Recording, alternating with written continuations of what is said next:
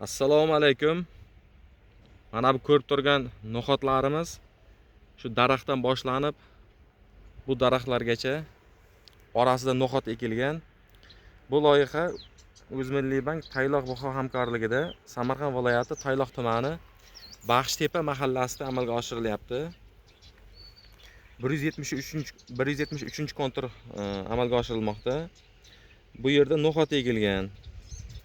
Bu yerning hajmi 3 gektar. Hozir yana boshqa konturda no'xat ko'rsatamiz.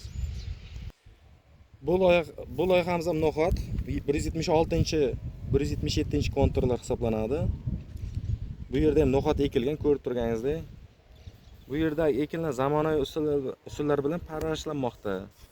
Hozirda ekinlar unib chiqib, gullash davrida. Ekinlarni yetishtirish jam 90 kun davom etadi. Yetishtirish jarayonida sug'oriladi, tabiiy va mineral o'tlar bilan oziqlantiriladi. Ushbu loyihaga 173, 76, 77-konturdagi loyihalarga 23 ta dehqon xo'jaliklari biriktirilgan. Har bir dehqon xo'jaligi uchun o'rtacha 40 sotixdan yer maydonlari to'g'ri keladi.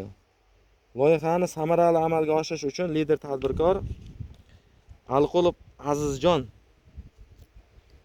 ishlab chiqarish kooperativi biriktirilgan. Ushbu loyiha bo'yicha har bir gektardan 3 tonnadan jami 30 tonnagacha hosil olish rejalashtirilgan.